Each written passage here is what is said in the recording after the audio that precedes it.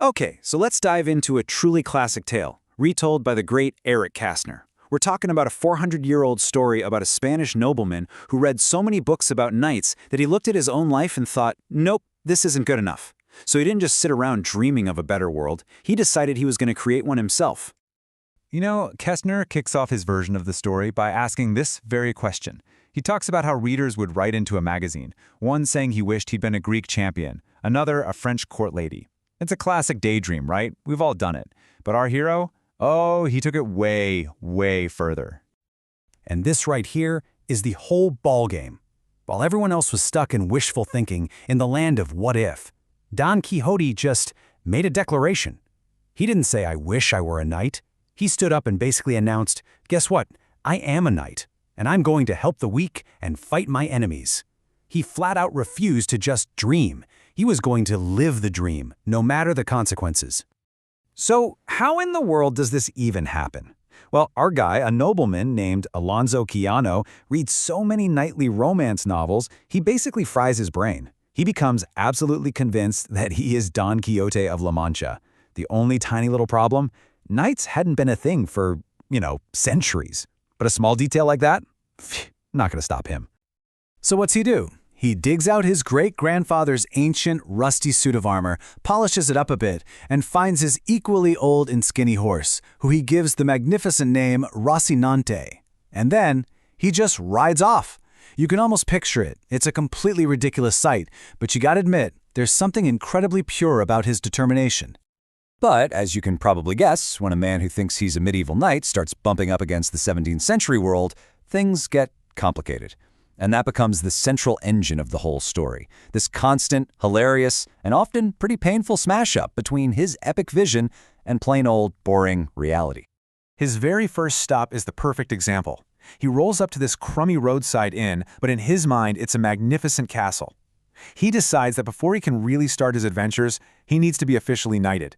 So he asks the lord of the castle, the innkeeper, to do the honors, and then he stands guard over his armor all night long. This really lays it all out, doesn't it? In his world, he sees a castle. In the real world, it's a dumpy inn. He sees a noble castellan. Reality sees a fat innkeeper. Fair maidens are just a couple of waitresses. And that solemn knighting ceremony he wanted, it's basically a prank the innkeeper pulls after Don Quixote gets into a huge brawl. This exact pattern, his perception versus everyone else's reality, is what powers all his adventures.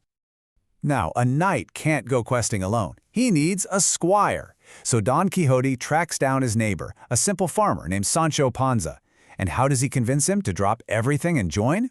With the promise of a lifetime. Stick with me, Sancho, and I'll make you governor of an island. For Sancho, that's a deal he just can't refuse. And this pairing, this is the absolute heart and soul of the book. They're complete opposites. You've got Don Quixote, the tall, skinny idealist who lives completely in his head. And then there's Sancho, the short, round realist who's always thinking about his next meal or that island he was promised. It's their back and forth that makes the story so unforgettable.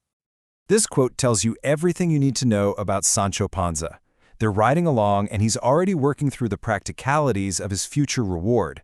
Being a king sounds nice, but he's already worried that his wife isn't exactly queen material. So he negotiates down. You know what? Just make me a count. It'll be easier. It's that kind of down-to-earth humor that keeps the whole story from flying off into space. And of course, you can't talk about Don Quixote without talking about the windmills. So they come across a field of them. Sancho sees windmills, but Don Quixote, nope.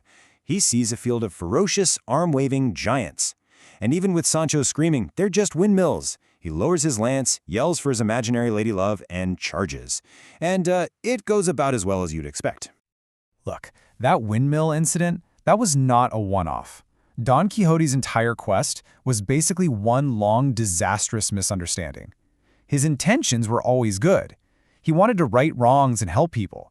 But his execution, well, it was fueled by his fantasy world, and the result was pure, unfiltered chaos. Listen to this rap sheet. He sees a dust cloud and thinks it's two massive armies clashing. It's actually a flock of sheep, which he attacks. He frees a group of prisoners being marched off to a ship, and they thank him by beating him senseless. He even attacks giant bags of wine in an inn one night because he thinks they're monsters, flooding the entire place. The man was a walking disaster. And let's be clear, this wasn't like a cartoon where nobody gets hurt. These misadventures had real physical consequences. The book actually makes a point to tell us that after all the brawls and beatings, Don Quixote and Sancho Panza were missing a combined total of 9 teeth. His dream had a very real, very painful cost. Eventually, Don Quixote's friends and family get so worried that they decide enough is enough. They have to put a stop to this. A friend from his village has a brilliant idea. He knows you can't just talk Don Quixote out of it. You have to beat him at his own game, using his own rules of chivalry. The stage is set for a final showdown on a beach in Barcelona. So, out on the beach, a brand new knight appears. He calls himself the Knight of the Silver Moon. He looks incredible, his armor is gleaming, and he challenges Don Quixote to a duel. What our hero doesn't know, of course, is that under all that shiny armor is his friend from back home, putting his plan into motion. The terms of the duel are simple, but they are absolutely profound. This isn't about money or fame. The winner gets to command the loser and decide what they do next. For Don Quixote, who is bound by his own knightly code, there is literally nothing more important at stake. He has to obey the outcome. The fight itself is shockingly fast. It's basically over before it begins. The Knight of the Silver Moon's horse is just stronger than poor old Rocinante. Before Don Quixote can even get a proper attack in, he's knocked to the ground. He's defeated. Just like that. The victor stands over him and gives his command.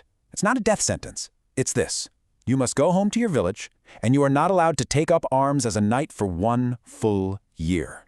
And because Don Quixote is, above all else, a man of his word and his code, he has no choice. He accepts. The quest is over. And so, they start the long, sad journey home. The armor gets hung up.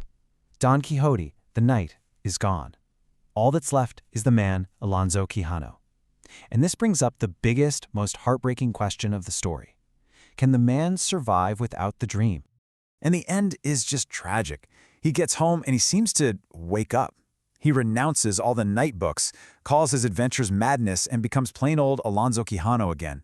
But as soon as the delusion that gave his life meaning is gone, he just withers. He gets sick, says a final goodbye to a weeping Sancho Panza, and then he dies. The dream, it turns out, was literally the only thing keeping him alive. Which brings us right back to Eric Kästner's beautiful take on the story. He saw them as 2 children. Don Quixote, the one who just never quite understood how the adult world was supposed to work, and Sancho Panza, the loyal friend who tags along, doing his best to make sure his buddy doesn't get hurt any more than necessary. It's such a compassionate, powerful way to see their relationship. So, in the end, the story leaves us wrestling with this huge question. Don Quixote created a world of honor and adventure because his own world felt gray and meaningless. Yes, it caused chaos and pain, but it also gave him a reason to live. And when that beautiful delusion was taken away, the harsh reality was just too much for him to handle. So, which is better? That's what makes this story stick with you, long after you finished it.